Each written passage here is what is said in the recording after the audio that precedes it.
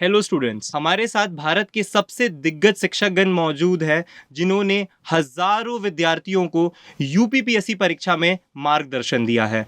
मैं आप सभी शिक्षक गणों का टेक्स्ट बुक सुपर कोचिंग के मंच में स्वागत करता हूं। Thank you. तो मेरा पहला प्रश्न नवीन पंकज सर आपके साथ है कि किस प्रकार के छात्रों को ये परीक्षा लिखने का निर्णय लेना चाहिए। कोई गुण बहुत महत्वपूर्ण हो जाता है या फिर स्कूल में बहुत तेज तरार होने चाहिए, स्कूल में बहुत अच्छे अंक आए हुए होने चाहिए। कैसे छात्रों को ये परीक्षा लिखने का निर्णय लेना चाहिए? आपका प्रश्न बहुत सही है और ये आपका प्रश्न जो है कि क्या मतलब कौन सा स्टूडेंट यूपीपीसीएस की परीक्षा में शामिल हो, किसको ये निर्णय लेना चाहिए। इस प्रश्न का जवाब अगर एक लाइन में दिया जाए तो हम डॉक्टर अब्दुल कलाम के उस कोट से इस प्रश्न को हम क्या कर सकते हैं, एक ही लाइन में समाप्त कर सकते हैं कि सपने वो नहीं होते जो हम सोते हुए देखते हैं, सपने वो होते हैं जो हमें सोने नहीं देते हैं। सही बात। तो यदि किसी विद्यार्थी के मन में, किसी छात्र के मन में यूपीपीसीएस के प्रति इस लेवल का डेडिकेशन हो कि उसे सोते जागते हर समय वही दिखाई दे रहा है कि यूपीपीसीएस, तो यही सबसे बेहतर गुण होता है। जब आपके अंदर किसी चीज से लगाव हो जाए, वो आपके, लोग कहते हैं कि जीन में आ जाए, तो फिर उसके बाद आपको न किसी मोटिवेशन की जरूरत पड़ती है, न उसके लिए पर्टिकुलर स्किल की जरूरत पड़ती है, किसी भी चीज की जरूरत नहीं पड़ती है। एक उदाहरण देना चाहूंगा, एवरेस्ट सर्वोच्च शिखर कहा जाता है, हिमालय पर चढ़ना। हिमालय पर चढ़ने के लिए हम लोग अपना साहस नहीं जुटा पाते हैं कि हम लोग एवरेस्ट पर चढ़ेंगे या नहीं चढ़ेंगे। लेकिन आपको पता होगा कि एक विकलांग महिला अरुणिमा सिन्हा, उन्होंने क्या किया, एवरेस्ट को फतह किया। उनके अंदर क्या गुण थे, उनके अंदर क्या था? उनके अंदर सिर्फ उस लक्ष्य के प्रति क्या था, एक जिद थी, जुनून था। सही बात कि मैं इसे करूंगा। और कहा भी जाता है कि देख दुर्भाग्य को धीरज न खोना, शीघ्र सौभाग्य का फेरा लगेगा, रात जितनी अंधेरी रहेगी भोर उतना उजेरा लगेगा। तो यदि आपने सपना देख लिया है और उस सपने को सच करने के लिए आप किसी भी तरीके से, किसी भी हद तक जाने के लिए तैयार हैं, तो आपको यूपीपीसीएस के क्षेत्र में आना चाहिए और उसको लक्ष्य को बनाना चाहिए, दशरथ माझी की तरह कि जब तक तोड़ेंगे नहीं तब तक छोड़ेंगे नहीं। यही सबसे ज्यादा महत्वपूर्ण होता है कि हम उसके लिए जीने और मरने के लिए तैयार हैं। इसके बाद इसके जितने भी गुण हैं, वो जब आप इस जिद के साथ आते हैं तो वो गुण आपके अंदर स्वतः क्या होते हैं, विकसित होने लगते हैं और काफी कम समय में होने लगता है। बस आपका समर्पण और आपकी दिशा और आपका जिद जुनून आपको क्या करता है, यूपीपीसीएस बनाता है। मतलब कहने का से यही है कि स्पेसिफिक आप आर्ट, साइंस या किसी बैकग्राउंड से आप बेसिकली उसमें कहीं से कुछ मायने है नहीं। उसमें जब करना है तो करना है। हाँ। करना है तो करना है, करना है तो ठान लिया तो करना। हाँ, तो वही मामला है। दूसरा सर, जो सर बता रहे हैं समर्पण और जिद, अभी सर ने एक बीच में क्वेश्चन उसी में किया था कि क्या आपके ज़्यादा परसेंटेज आते हैं, तो अगर कभी भी आपको इन सब चीज़ों को देखने को मिलेगा। और आजकल इतनी डिजिटल दुनिया है, सभी आईपीएस आईएएस है, उन्होंने अपनी अपनी मार्कशीट को डाल दिया। 33%, ठीक है, केवल बीए किए हुए हैं, टॉपर आईएएस है, ठीक है। वो कुछ मायने ही नहीं रखता है। ये चीज जो है कि ये तो मतलब उसके वो कुछ मायने नहीं रखता। यही है कि आज आप क्या हैं, बस ठीक है। ये चीज है कि क्या आज जो है वह जो है आपके अंदर वो जुनून आ चुका है कि नहीं, हमें ये करना है। बस ये चीज आ जाएगी तो उसके बाद सब, इसके बाद जो है क्या है उस साइड में है, उसके बाद वो स्वतः आ जाएगी। सही बात है। जब नाव धार में छोड़ दी, मझधार में ही मोड़ दी, दे दी चुनौती सिंधु को, फिर धार क्या मझधार क्या। तब कोई मीडियम का बैरियर नहीं है, कोई जो है एकेडमिक ग्राउंड का कोई बैरियर नहीं है। बस हमें करना है तो करना है, मेरे पास कोई दूसरा ऑप्शन ही नहीं है। और कहा भी जाता है कि संकल्प का कोई विकल्प नहीं। तो बस एक संकल्प लीजिए, एक जिद लीजिए। आपका जो है 2023 क्या कर रहा है, स्वागत कर रहा है।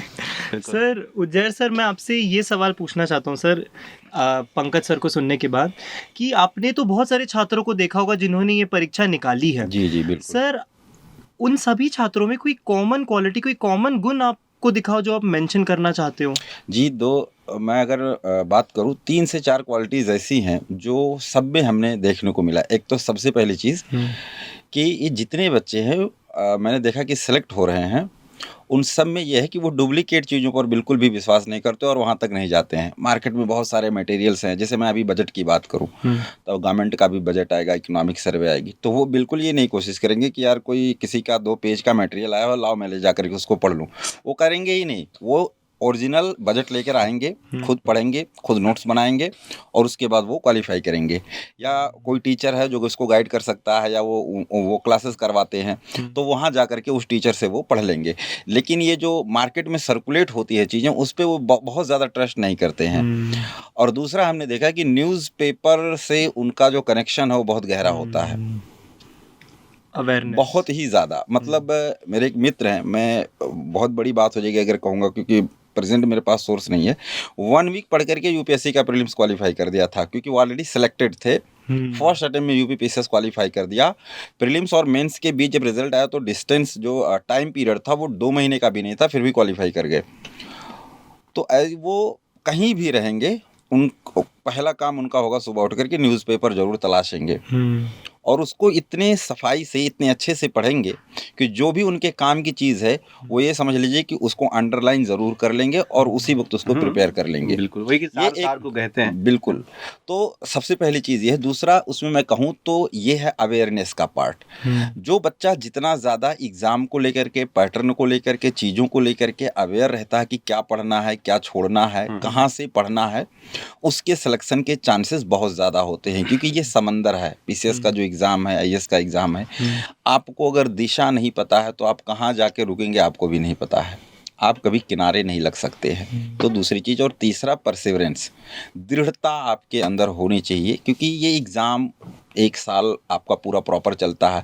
यूपीपीसीएस वगैरह तो कई बार और ज़्यादा खींच जाता है। सही बात। और दूसरी चीज़ ये है कि भाई आप जो है ऐसे स्टेज में तैयारी कर रहे हैं कि जब घर वाले ये सोचते हैं कि मेरा बेटा हमारे घर की जिम्मेदारियों को संभालेगा।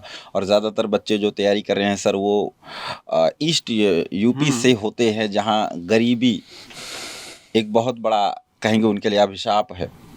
तो उस दौरान होता ये है कि बहुत मिनिमम टाइम उनके पास होता है कि वो अपने आप को जल्दी से जल्दी उस काबिल बना सकें।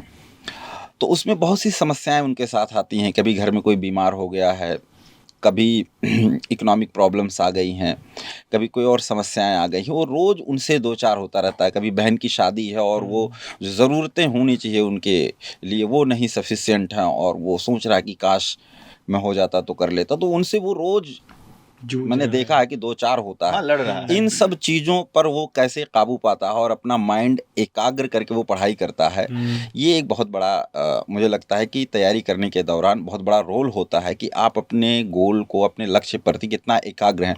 मुझे याद है हम लोग तैयारी कर रहे थे तो Girwar Dayal Singh all India rank 36 था, 37 था आई थिंक, 2006 बैच के थे या 2007 बैच के। वो लखनऊ से थे, वो आते थे हम लोगों को मोटिवेट करते थे और वो बार बार एक चीज़ इसी चीज़ की चर्चा करते थे कि यार मेरा रूम पार्टनर जो था ना वो मेरे से बहुत ज़्यादा ब्रिलियंट था, बहुत ज़्यादा। मतलब मैं उसके सामने कुछ नहीं था, बट उसका नहीं हुआ, मेरा हो गया। क्योंकि वो इतना ज़्यादा परेशान रहता था छोटी छोटी चीज़ों को लेकर के, अरे मेरी मम्मी को यार चप्पल नहीं है, मैं क्या करूँ, मेरे पास पैसे भी नहीं है कि मैं उनको दिलवा सकूं, कभी और इस तरह की प्रॉब्लम्स। रोज़ वो उनसे परेशान होता रहता था कि ये मेरी बहन पढ़ना चाहती है, वो भी तैयारी करना चाहती है, लेकिन मैं उसको करवा नहीं सकता। तो उसका माइंड बहुत अच्छा है, वो बहुत अच्छे से चीज़ों को कवर भी कर रहा है, मेहनत भी कर रहा है, बट वो एकाग्र नहीं है, कंसंट्रेट नहीं है, वो उसके अंदर परसिवरेंस नहीं है, वो ब्रेक हो जा रहा है। तो जाहिर सी बात है कि वही कछुआ और खरगोश की चाल वाला हिसाब किताब। तो ये एक जो पुअर बैकग्राउंड के बच्चे होते हैं इकोनॉमिकली, उनके लिए ये बहुत बड़ी चुनौती होती है कि सारी क्षमताओं के बावजूद वो अपने डायरेक्शन से भटक जाते हैं। तो दृढ़ निश्चय होकर के और लगातार मेहनत करना है, अपने आप पे विश्वास रखना है और एक ही काम की जो हम कर रहे हैं बिल्कुल सही कर रहे हैं और एक दिन इसका रिजल्ट हमें ज़रूर मिलेगा। जितने भी हमारे आसपास आवाज़ें हमें सुनाई दे रही हैं जो हमारे मार्ग में बाधा उत्पन्न कर रही हैं, ये एक दिन साइलेंट होंगी। जिस दिन आप ये चीज़ आप सोच लेगा, कोई भी बच्चा सोच लेगा, मुझे लगता है कि उसका रास्ता बहुत हद तक यहीं आसान हो जाएगा। देखिए इसमें जो क्या चीज़ें कॉमन होती हैं, तो 3-4 चीज़ें हैं जो हर सफल व्यक्ति में आप कॉमन देखेंगे। पहली चीज़ जो कॉमन होती है वो अर्जुन की तरह दृष्टि, कि सिर्फ हमको हमारा लक्ष्य जो है हम कहीं भी है लक्ष्य दिखाई दे, यानी जो है आपको ध्यान रहना चाहिए। दूसरी चीज़ जो सफल छात्र होते हैं उनके पास कोई प्लान भी नहीं होता है। आप भी यदि सफल होना चाहते हैं तो आपके पास कोई प्लान भी नहीं होना चाहिए। ये दूसरी बात कि अगर हम आईएएस नहीं बने तो ये बनेंगे, ये नहीं बने तो ये बनेंगे, ABCD, कोई प्लान नहीं, प्लान भी होना ही नहीं चाहिए। तीसरी चीज़ जो होती है वो कंटिन्यूटी होती है, सततता, और तीसरी चीज क्या आपको बताया, सततता। और चौथी चीज जो सबसे महत्वपूर्ण होती है ये होती है कि जो भी छात्र सफल होते हैं उन सब में ये कॉमन तौर पे देखा गया है कि उनको ये पता होता है कि हमें क्या नहीं पढ़ना है। ये 4 बिंदु याद रख लीजिए, 4 गुणों का विकास कर लीजिए। 2023 में यूपीपीसीएस की परीक्षा में आपको कोई नहीं रोकेगा। पहली, अर्जुन की तरह दृष्टि। दूसरा, आपको क्या करना है, आपको जो है हमेशा अपने चीज़ों के प्रति अवेयर रहना है। और तीसरा जो है आपको क्या, कंटिन्यूटी, सततता। और चौथा आपको बताया गया कि आप जो है बने रहिए, यानी आपके पास जो है ये जानकारी हो कि हमें क्या नहीं पढ़ना है, क्या नहीं पढ़ना है। तो ये 4 कॉमन चीज़ें हैं, जो इन चीज़ों को साध लेगा वो सफल होगा। सही बात। सर ने परसिस्टेंस की बात की, दृढ़ निश्चय की बात की। सर ये परीक्षा 18 महीने, 1 साल एक स्टूडेंट का ले जाती है सर, तो उस पूरे साइकिल के दौरान सर एक स्टूडेंट अपने आप को कैसे मोटिवेटेड रखे सर? देखिए, मोटिवेट के लिए जो सर ने बताया अभी यहाँ से कि हम एक यहाँ से आ रहे हैं, जिस फैमिली से आ रहे हैं, वहाँ पे जब बच्चा चलता है तो 3 जिम्मेदारी लेके चलता है कि माता पिता के सपने, एक गुल्लक में बहन की शादी, और एक गुल्लक में अपनी चीज़ों को और बेहतर करने का। तो एक जो बड़ा माध्यम है कि जिम्मेदारियाँ इंसान को बड़ा करती हैं, तो वो तो है कि हम वो लेकर के आए हैं। दूसरा, जुनून, कि हम जुनून पाल के चलें। अब ये सब चीज़ें तो एक हो गया कि ये मोटिवेशन की चीज़ें हैं, है ना। लेकिन अब केवल मोटिवेशन से पेट भरने वाला है नहीं। एक्चुअल में हमें कई चीज़ों पर ध्यान देना होता है कि हमारे पास एक सही, हमें हर दिन कोई ऐसा गाइड मिले जो हमें उस लक्ष्य के प्रति अवेयर करते, रिचार्ज करता रहे कि हम इंसान है। हम एक ऐसे मौके पर आते हैं कि ढलाव आता है या शांत हो जाते हैं, तो कोई ऐसा मिले, वो सीनियर हो सकता है, वो आपका कोई टीचर या अच्छा हो सकता है, जिससे आप मोटिवेट हो जाएं। दूसरा, स्वास्थ्य ठीक ठाक रहे, उसके लिए बेहतरीन खान पान होना। क्योंकि मैं विज्ञान का हूँ तो इस चीज को ध्यान रखूंगा कि भाई आप 1.5 साल की तैयारी में अगर आप 2 महीने बीमार हो गए, आपको जॉइंटिस हो गया, या आप आए और खान पान पर ध्यान नहीं दिए, घर छोड़ के आए, या घर पे ही वहाँ पे नहीं कर रहे हैं, तो ऐसी स्थिति में फिर पढ़ाई तो ब्रेक, हेल्थ इज सब कुछ। सर मैंने सुना है सर स्टूडेंट्स का वेट लूज होने लग जाता है सर। बाल गिरना इलाहाबाद की व्यापक समस्या है, समझ लो इस चीज को। और बाल गिरने के बाद कहानी ऐसी, शादी होती नहीं है, हाँ समझ रहे हैं। तो इसको ध्यान में रख के सही बात और फिर हमें कोशिश करनी है कि हम प्रीलिम्स, मेंस और यहाँ तक इंटरव्यू तक की कहानी एक समझ में रखे। सर ने कहा कोई प्लान बी नहीं है, प्लान बी है नहीं वास्तव में, बस यही काम करना है। तो बस प्लान बी है नहीं तो मोटिवेशन अपने आप मिलता है। और मेरे हिसाब से दुनिया का कोई मोटिवेटर किसी को मोटिवेट आज तक कर नहीं पाया है, सबसे वो आप खुद ही हो। सबसे बड़ा जो यूपीपीसीएस का जो क्राउड है, उसके मोटिवेशन की सबसे बड़ी 2 घटनाएं जो है कि हैं। अगर वो 2 घटनाओं को याद रखेगा तो उसको किसी भी दुनिया के मोटिवेटर की जरूरत नहीं। पहली घटना ये होती है कि वो घटना कौन सी थी जब उसने यूपीपीसीएस की परीक्षा देने की बात सोच ली है। हर व्यक्ति के बारे में जब हम यूपीपीसीएस की तैयारी करने की सोचेंगे तो कोई एक घटना रही होगी जिस घटना ने मुझे प्रेरित किया। अगर यहाँ पर मैं नवनीत सिकेरा को कोट करूं, बड़ा अच्छा। तो नवनीत सिकेरा जो IITian थे, उनके पास एक पूरा कारपोरेट का कल्चर था और उनके पास अरबों मतलब डॉलर के पैकेज थे, विदेशी कंपनियां, मल्टीनेशनल कंपनियां उनको।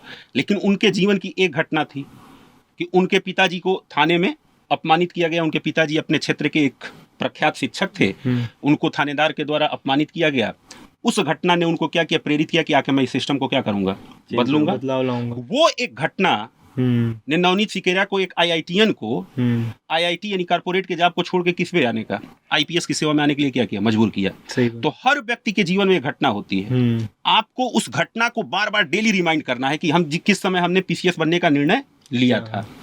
और दूसरी चीज, आज तो ऑनलाइन कोचिंग टेक्स्ट बुक का दौर है कि हम घर पढ़ रहे हैं, लेकिन फिर भी बच्चे जो है घर से जो है कहा जाता है काक चेष्टा बको ध्यानम स्वानि निद्रा तथा वचा अल्पहारी गृह त्यागी विद्यार्थी पंच लक्षण है। तो बच्चे जब तैयारी करने के लिए आते हैं तो यूपीपीसीएस का जो गढ़ है वो इलाहाबाद है। तो जब पहली बार अपने आप घर से निकलते हैं और जब आपको दरवाजे तक छोड़ने के लिए आपकी माँ और बहन आती हैं, उस समय उनकी आंखों में जो उम्मीदें होती हैं, उस समय उनके आंखों में जो आंसू होते हैं, उनका जो चेहरा होता है। सही बात है। और आपके पिताजी या आपका छोटा भाई, बड़ा भाई जो आपको स्टेशन तक लेके जाता है, और स्टेशन पे जब आपको जब आप ट्रेन पकड़ रहे होते हैं और वो लोग ऐसे हाथ हिला रहे होते हैं, उस घटना को यानी उस यात्रा को, और उस सफर में आपके बात जो आई, और फिर जब आप इलाहाबाद उतरते थे और आपके कंधे पर गठरी होती थी, उस यात्रा को मत भूलिए। अगर ये 2 चीजें आपने अपने जीवन में क्या किया, उतार लिया, तो फिर आपको कभी भी मोटिवेटेड होने के लिए किसी भी मोटिवेटर की जरूरत आवश्यकता नहीं है ना? बस ये 2 बस चीज। ध्यान ये रखना है कि भाई अगर हम सेलेक्ट हो रहे हैं तो आपके जिले का जो पेपर छपता है ना, या राज्य का पेपर छपता है, उस पर ये लिखा रहेगा कि इनका लड़का या इनकी लड़की टॉप कर गई, और फिर अपने पिताजी का चेहरा जाके एक दिन देख लीजिएगा, भाई साहब जिंदगी में इससे बड़ा सुख नहीं है, बस लग जाइए। सही बात है सर। सर बाबू सर, मेरा आपसे ये सवाल है कि जब एग्ज़ाम के लिए ऑप्शनल का चयन करने का समय आता है तो स्टूडेंट्स को ना, विद्यार्थियों को बहुत ज़्यादा कन्फ्यूजन होता है, असमंजस में रहते हैं कि क्या ऑप्शनल चुने क्या नहीं चुने, इससे हमारा पेपर निकलेगा नहीं निकलेगा। तो उस पर अगर आप कुछ बता सके सर, दिशा दिखा सके तो सर। देखिए, ये प्रश्न बहुत ज़्यादा स्टूडेंट्स की तरफ से बहुत आता है कि सर ऑप्शनल हम क्या रखें। मोस्टली स्टूडेंट्स क्या करते हैं कि उसमें स्टूडेंट्स कंफ्यूज तो होते हैं, लेकिन कुछ उनको कंफ्यूज किया भी जाता है। बिल्कुल। और कंफ्यूज करने में बहुत ज़्यादा मैं भी नहीं बोलूँगा, लेकिन क्या होता है कि आप गए, आपने एक एग्जाम्पल के तौर पर ज्योग्राफी की क्लास ली, आपको एक क्लास बहुत अच्छे से समझ में आ गई, अब आपने दृढ़ निश्चय वहीं पे कर लिया क्या है कि हम यहीं पर अब ज्योग्राफी ऑप्शनल लेंगे। फिर पता पॉलिटी पे आ गए, पॉलिटी का एक कोई पता चला, आपने पढ़ लिया कि राष्ट्रपति को पढ़ लिया, बहुत इजी लगा, लगा यही तो मेरे अब जीवन हम का क्या सार है, है। अब हम पॉलिटी लेंगे, ठीक है, इस चीज पर आ गए। अब इसके बाद पता चला हिस्ट्री पे आए, हिस्ट्री पे आपने एक घटना गांधी जी की पढ़ ली, अरे सर बहुत मजा आया, ये तो कहानी है, अब हम क्या करेंगे, इतिहास लेंगे।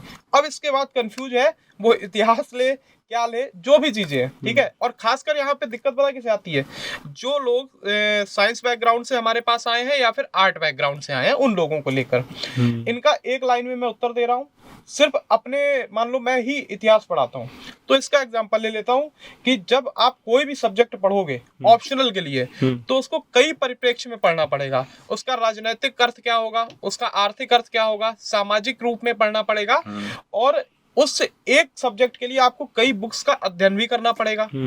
और ये आप तभी कर सकते हो जब किसी सब्जेक्ट में आपकी रुचि होगी। बिल्कुल। बहुत सिंपल सी है, जिसमें रुचि हो वो करना। लोग कहते हैं कि ये सब्जेक्ट बहुत स्कोरिंग है, बेटा स्कोरिंग कोई सब्जेक्ट नहीं है, कोई नहीं है, मैं खुल के कह रहा हूँ, स्कोरिंग वही सब्जेक्ट है जिसमें आपकी रुचि है, और जब आपकी रुचि होगी तो आप उसको बहुत बेहतरीन तरीके से लिख सकते हो, रिप्रेजेंट कर सकते हो दूसरे के सामने।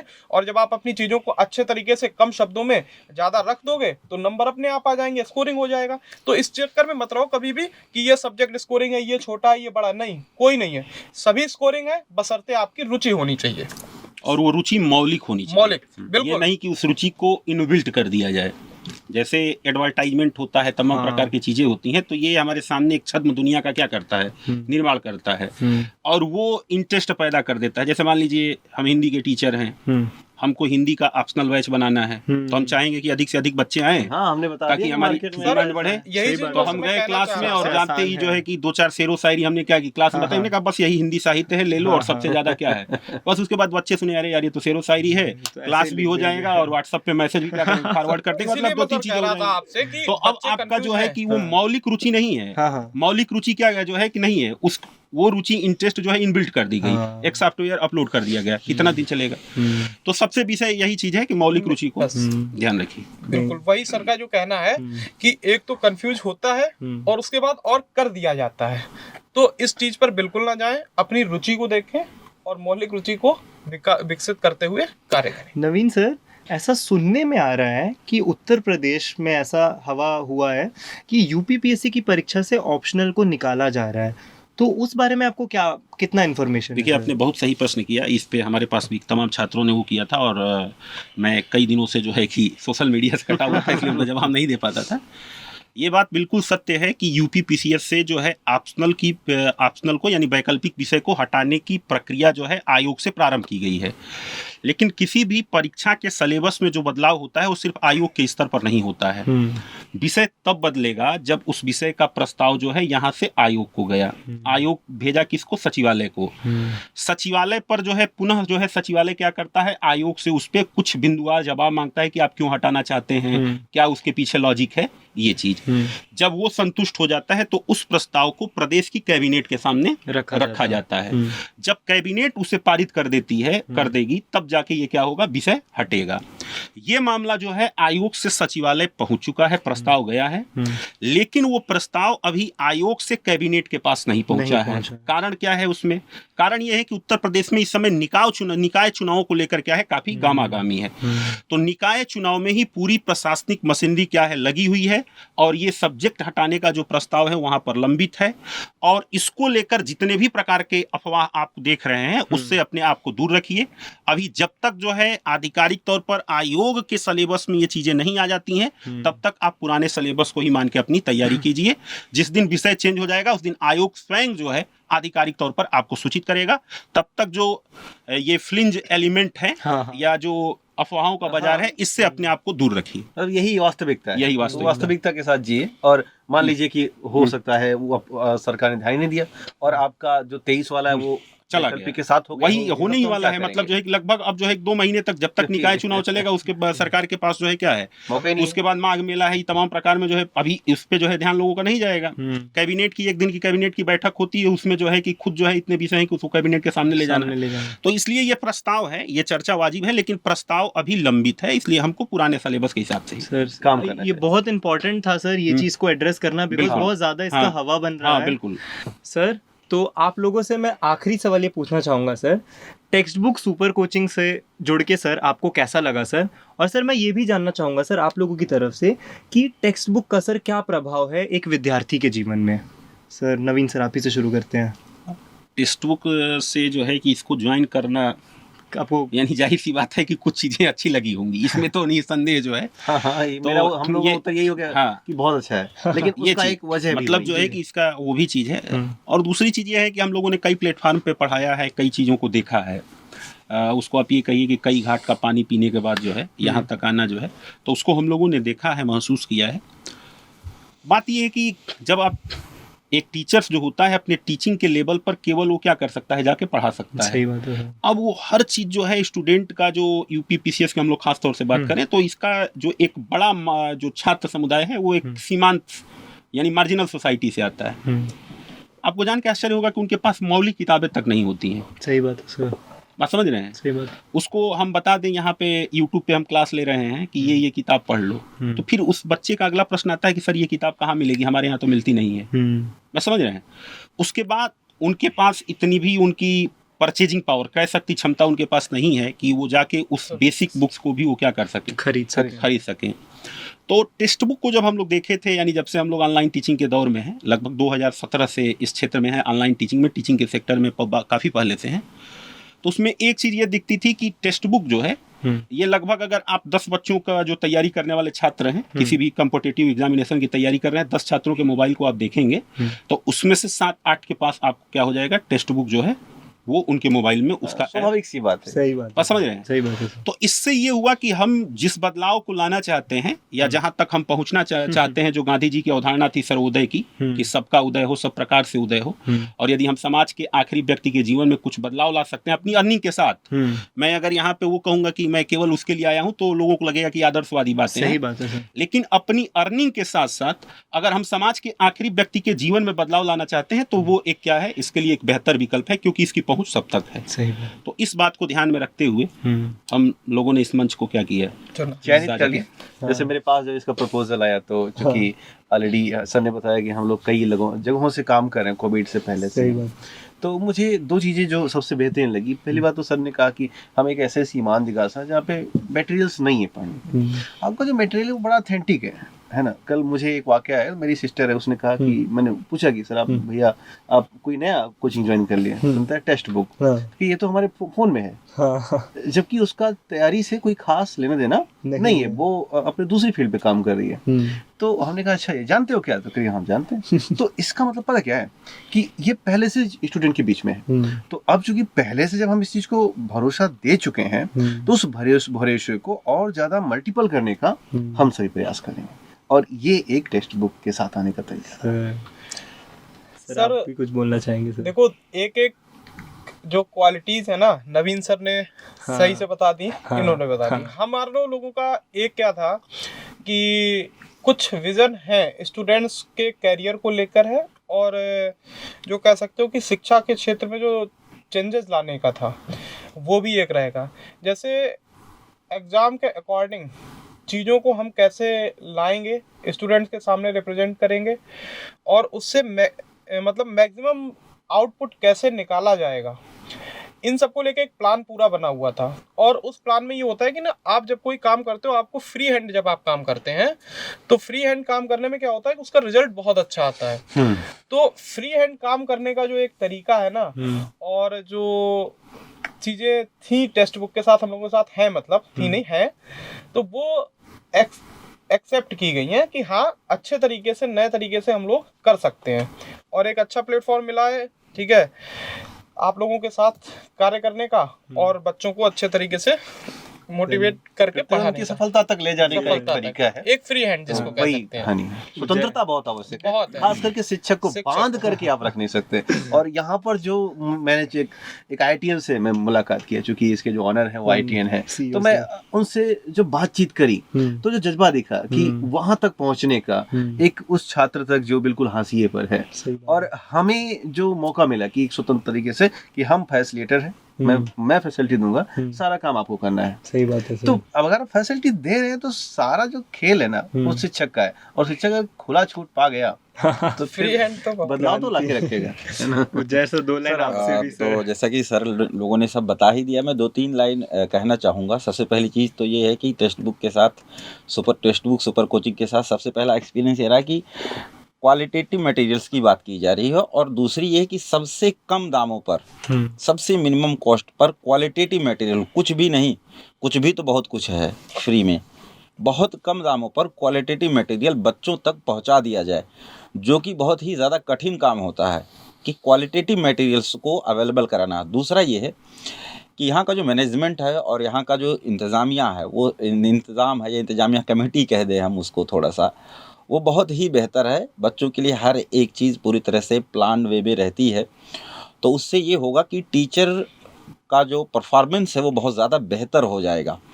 तो हम लोग यहाँ से जुड़े हैं इसलिए भी एक बहुत बड़ा रीज़न रहा है, क्योंकि हम लोगों का जो परफॉर्मेंस है आपके लिए है वो बेहतर होगा, और उससे आपकी जो सफलता है वो ज़रूर सुनिश्चित होगी। तो ये 2-3 वजह रही है जिसके साथ हम लोगों ने जुड़ा, और ये पूरा मैं विश्वास के साथ आपको कह सकता हूँ, मैं आपको विश्वास दिलाता हूँ कि आप हमारे साथ जुड़िए, हम आपको इस लेवल तक चीज़ें प्रोवाइड करवाएंगे और कोशिश करेंगे, हमारा मैनेजमेंट आपको इतना सपोर्ट करेगा चीज़ें व्यवस्थित तरीके से, कि हमारे एक पूरे प्रोग्राम या एक कोर्स को, चाहे वो यूट्यूब पे हो या ऐप हो, उसको अगर आप कवर कर लेते हैं तो उसके बाद आपके जहन में किसी भी सब्जेक्ट को लेकर के किसी भी प्रकार की आपको कमी नहीं महसूस होगी। ये मेरा पूरा आपसे वादा है। Thank you. Thank you sir, thank you so much sir. सभी Welcome. जितने भी यहाँ पे शिक्षक गण हैं सर, मैं सभी को टेक्स्ट बुक सुपर कोचिंग की तरफ से धन्यवाद करना चाहता हूँ कि आप लोग जुड़े आज के इस वार्तालाप में, और मैं जानता हूँ और मैं आशा करता हूँ कि ये जो रिकॉर्डिंग है सर, ये जो सेशन हुआ है सर, जितने भी स्टूडेंट्स हैं सबके लिए लाभदायी हो सर। बिल्कुल, धन्यवाद सर, धन्यवाद थैंक सर। यू।